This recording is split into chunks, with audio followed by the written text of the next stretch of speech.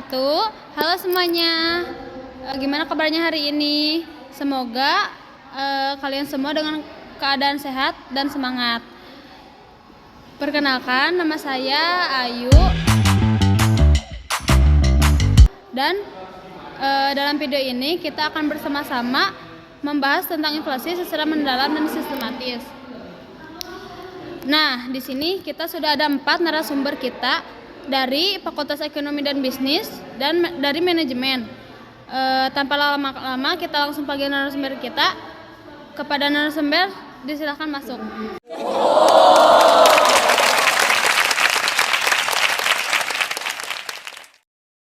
Halo semuanya, gimana kabarnya?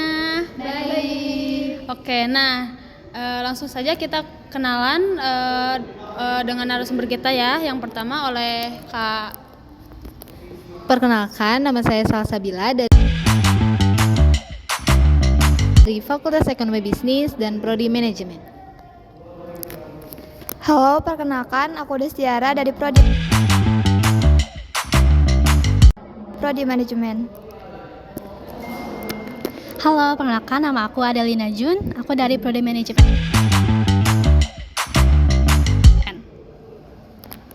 Halo, perkenalkan nama saya Devi Rahmawati dari Prodi. Oke, baik. Nah, kita akan membahas inflasi hari ini dan sudah ada list 8 pertanyaannya ya guys. Baik, langsung saja ke pertanyaan pertama ya, yang akan dijawab oleh Kak Desti. Apa itu inflasi? Inflasi adalah kenaikan harga barang dan jasa secara umum dan terus-menerus dalam jangka waktu tertentu, sehingga menyebabkan penurunan daya beli uang. Menurut kakak, penyebab utama inflasi itu apa ya? Penyebab utama inflasi adalah ketidakseimbangan antara jumlah uang yang beredar dengan jumlah barang dan jasa yang tersedia, sehingga menyebabkan harga naik. Oke, baik. Makasih. Oke, untuk pertanyaan selanjutnya, apa contoh kebijakan moneter untuk mengendalikan inflasi? Bagaimana inflasi mempengaruhi investasi? Pertanyaan ini akan dijawab oleh Kak Salsa. Pertanyaan yang pertama tadi itu jawabannya ialah menaikkan suku bunga. Jadi ketika suku bunga naik, biaya pinjaman akan menjadi lebih mahal. Nah, orang dan bisnis itu kurang ingin meminjam uang karena biaya yang lebih tinggi. Dengan demikian, konsumsi dan investasi menurun sehingga mengurangi tekanan inflasi. Dan juga ada cara lain, yaitu dengan mengurangi uang beredar.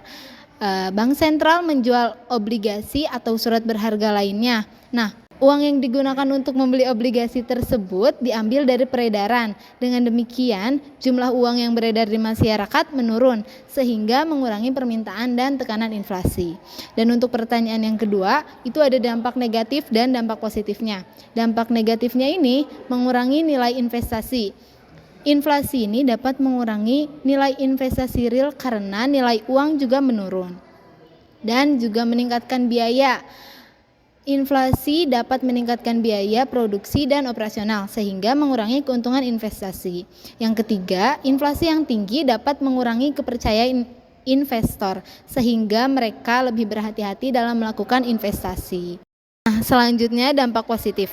Investasi pada aset real. Nah, inflasi ini dapat meningkatkan nilai aset real seperti properti, saham, dan komoditas. Yang kedua, beberapa investasi seperti obligasi dengan suku bunga mengambang dapat memberikan pendapatan yang lebih tinggi dalam lingkungan inflasi. Oke, baik. Terima kasih ya Kak Salsa. Oke, untuk pertanyaan selanjutnya, apa dampak inflasi terhadap masyarakat dan bagaimana cara mengendalikan inflasi? Akan dijawab oleh Kak Adel. Oke, dampak inflasi terhadap masyarakat itu adalah penurunan daya beli, peningkatan biaya hidup, dan juga perubahan pola konsumsi. Inflasi juga dapat mempengaruhi pendapatan real masyarakat, terutama bagi mereka yang memiliki pendapatan tetap.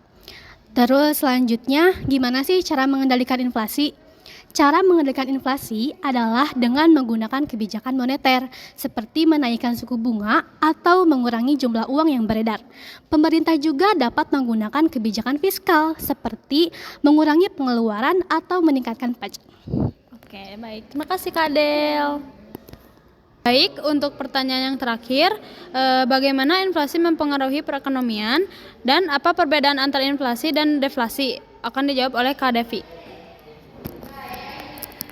Baik, bagaimana inflasi memengaruhi perekonomian? Inflasi dapat memengaruhi perekonomian dengan cara mengurangi daya beli masyarakat, meningkatkan biaya produksi, dan mengubah pola konsumsi. Namun, inflasi yang terkendali juga dapat mendorong pertumbuhan ekonomi. Nah, menjawab pertanyaan selanjutnya, apa perbedaan antara inflasi dan deflasi? Ulang-ulang, dari situnya ya. Nah, jawaban yang kedua, apa perbedaan antara inflasi dan deflasi?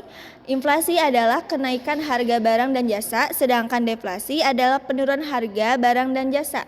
Inflasi menyebabkan penurunan daya beli uang, sedangkan deflasi menyebabkan peningkatan daya beli uang. Oke, makasih ya Kak Devi. Oke, semua pertanyaan sudah terjawab ya. Terima kasih kepada 4 narasumber hari ini. Saya akan membacakan resum dari semua jawaban dari narasumber. Inflasi adalah kenaikan harga barang dan jasa secara umum dan terus-menerus akibat ketidakseimbangan antara uang yang beredar dan barang yang tersedia. Dampaknya meliputi penurunan daya beli, peningkatan biaya hidup, dan pengaruh pada pendapatan masyarakat. Pengendalian inflasi dapat dilakukan melalui kebijakan moneter dan fiskal. Inflasi yang tidak dikendali dapat menyebabkan kenaikan suku bunga dan meningkatkan risiko investasi.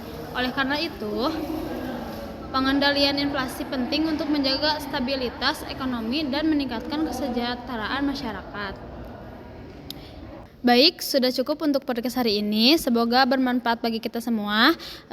Sekali lagi terima kasih kepada narasumber kita hari ini. Sampai jumpa di kesempatan selanjutnya. Wassalamualaikum warahmatullahi wabarakatuh. Oke guys, melanjutkan mengenai inflasi yang sempat kita bahas. Sekarang kita mau bertanya nih ke orang yang sekitar kita mengenai inflasi. Ayo ikut. Yuk. Kak. Ya? Mau tanya dong. Namanya siapa? Ganesha Anggraini. Dari jurusan apa kak? Manajemen. Tanya boleh. Menurut kakak, siapa sih yang menentukan inflasi di Indonesia dan bagaimana cara mereka melakukannya? Bank Indonesia (BI) bertanggung jawab mengendalikan inflasi di Indonesia melalui kebijakan moneter. BI menggunakan instrumen seperti suku bunga, intervensi pasar valuta asing, dan pengaturan jumlah uang yang beredar untuk mengendalikan inflasi. Ketika inflasi tinggi, BI dapat menaikkan suku bunga untuk mengurangi jumlah uang yang beredar dan meningkatkan biaya pinjaman, sehingga dapat membantu mengurangi permintaan agregat dan mengendalikan inflasi. Seperti itu kak. Oke, makasih ya kak. Nah, sekarang kita cari narasumber selanjutnya yuk guys. Yuk. Nah, ayo guys. Kak. Mau tanya dong? Boleh. Nama kakak siapa ya? Amalia Fitriani. Izin bertanya ya kak. Ya. Menurut kakak bagaimana inflasi mempengaruhi nilai utang dan siapa yang diutangkan? Kalau menurut saya inflasi itu bisa bikin harga naik dan nilai uang jadi melemah. Jadi kalau kalian berhutang, inflasi bisa bikin utang kalian berasa lebih ringan karena nilainya jadi lebih kecil atau daya beli uangnya sudah menurun. Tapi kalau kalian yang minjemin uang, kalian bakal rugi karena uang yang akan balik ke kalian itu nilainya kecil atau daya beli uangnya udah menurun. Misalnya kalian minjemin uang 1 juta ke teman kalian. Dengan uang 1 juta itu bisa beli 1 gram emas. Tapi setahun kemudian teman kalian balikin uang 1 juta itu, tapi inflasi. Jadi uang itu nggak bisa dibeliin emas kayak sebelumnya karena harga barang itu udah naik gitu. Oke, makasih ya kak. Nah, ini dia guys. Ayo. Kak. Ya? Mau tanya dong, nama kakak siapa ya? Nama saya Idris Zaki dari Ekonomi Bisnis, Prodi Manajemen. Oke, izin bertanya ya Kak. Menurut Kakak, apa indikator inflasi yang paling umum digunakan dan bagaimana cara kerjanya? Oke, indikator inflasi yang paling umum digunakan adalah Indeks Harga Konsumen atau IHK. IHK mengukur perubahan harga rata-rata barang dan jasa yang dikonsumsi oleh rumah tangga. IHK dihitung dengan mengumpulkan data harga dan berbagai jenis barang dan jasa. Kemudian dihitung rata-rata perubahan harga tersebut. Dengan demikian, IHK dapat memberikan gambaran tentang tingkat inflasi dan perubahan harga secara umum.